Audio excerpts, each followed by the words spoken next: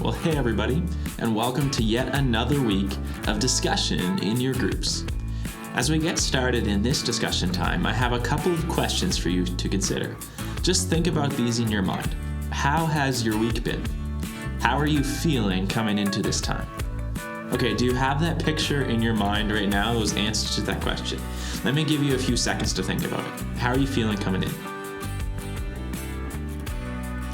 Okay, now I want you to think about what you have told people in your group since you've got here today. Do your answers to the first two questions match up? Have you been honest about how you're doing and where you're at? Again, think about that for just a second. So I hope that you've been able to answer yes to that second question.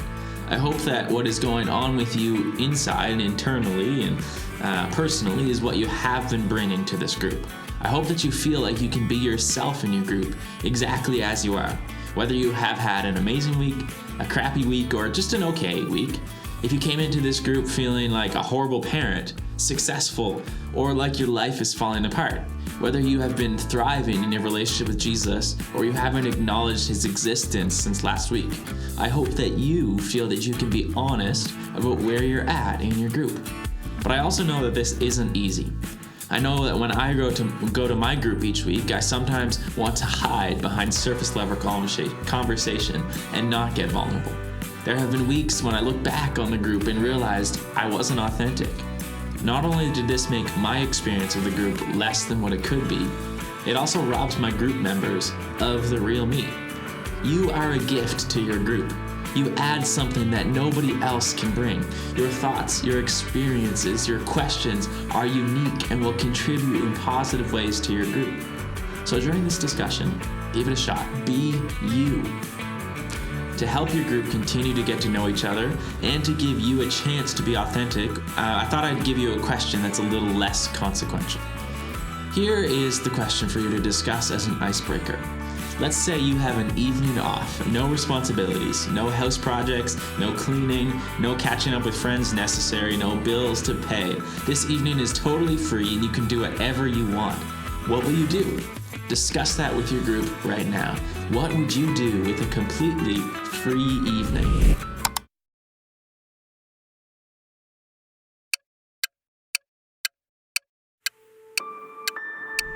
All right, let's dive into talking about the sermon from this week. This past week, Pastor Danny shared about another one of the more difficult aspects of God's character. He shared about three big things: God's anger, his jealousy, and his wrath. Now, when I say those three words, what do you feel? Wait, no, let me be more specific. Let's say I started to tell you about this new person that I met, and the ways I used to describe him were angry, jealous, and that you did not want to face his wrath. What would your opinion be of that person? My instinct would be to say that is probably not someone that we're going to joyfully run out to meet with excitement. So then what in the world is going on when we start to talk about God's anger, jealousy, and wrath? Surely God cannot be an angry God. Surely he cannot be jealous. God is good. He is holy. He is patient and kind. Here's the thing. God is able to have anger, jealousy, and wrath while maintaining all those other attributes. We often think of anger and wrath and jealousy as wrong, but as Danny presented on Sunday, this is not always the case. Remember this story he told about the old lady who was mugged and pushed down to the ground? This story makes us angry. Is it wrong to be angry about that injustice? No, in fact, if that doesn't upset you, we're probably going to worry about you. Anger is not always wrong. Righteous anger, anger like God has, is anger that is directed towards sin out of love. The same is true of jealousy. Jealousy that looks like desiring things other people have or wishing you could be like so-and-so is wrong. That type of jealousy would be equated with coveting, which we know is wrong. But God, out of his love for us, is a jealous God. He desires for us to be in a relationship with him and place our affections on him. And when we don't, he is jealous because of his love for us. So, anger and jealousy are a part of God's character. And this is true while keeping intact all of the moral perfection of God and his holiness. But what about wrath? How does wrath fit in with God? This one is a little bit more challenging.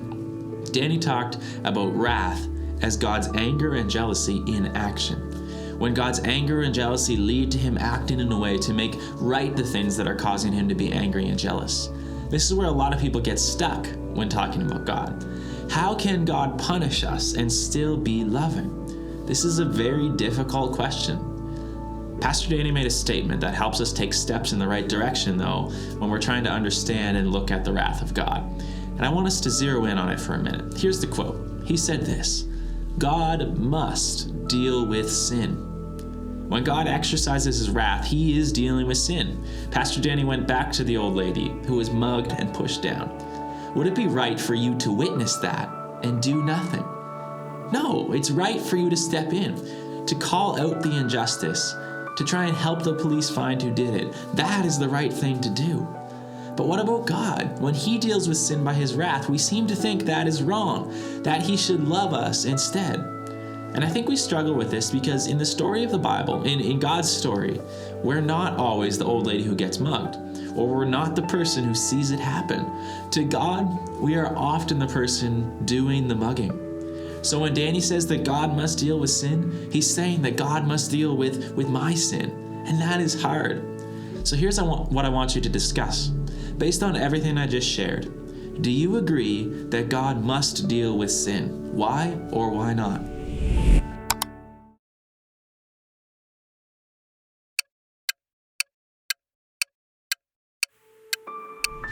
God must deal with sin. If he didn't, he wouldn't be good. To allow injustice and sin to happen and never do anything about it would be unloving. Sin hurts us. It hurts those around us. It is destructive. So God cannot stand by and let it happen. But he chooses to send his wrath in a very unique way. He exercises his wrath on Jesus, his very own son, instead of us who deserve it. That's crazy. God has exercised his wrath. He has done it. He has dealt with sin for everyone who believes in Jesus the Son. But this truth also has a side that's difficult. For those who do not follow Jesus, God's wrath is looming. It is coming. God will one day deal with sin again and exercise his wrath. Will you be with Jesus then? This sounds like a tough pill to swallow, but it's not. God is patient, slow to anger, and abounding in steadfast love, and he desires for no one to encounter his wrath. But as I was thinking back to this sermon, I felt like it really pushes us to action. God's anger, his jealousy, and wrath are not something that we can look to, and that we can look at, and then turn around and keep living the way we were. Remember that one of our goals in groups is to take what we learn on Sunday in the sermon and make it practical. We have tried through this series to key in on how who God is translates into how we live. So this is my question for you to discuss. How will you live based on God's anger, jealousy, and wrath? What actions will you take?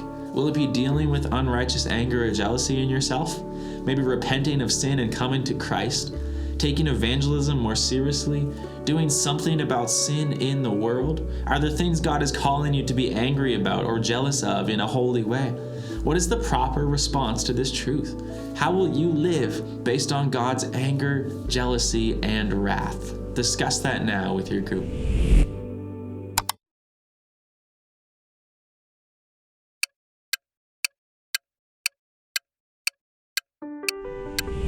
God is good. He is loving. I hope you can see how his anger, jealousy, and wrath are all motivated out of love, out of his holiness. But if you have more questions about this topic, feel free to have a chat with me, Pastor Danny, or anyone else here on staff at NBC. We'd love to chat with you. You might need to wrestle with these ideas for a while, and that is okay. In fact, it's good to think through this stuff. But as you walk away from this discussion, I hope you are motivated to live differently because of what you have discovered about God.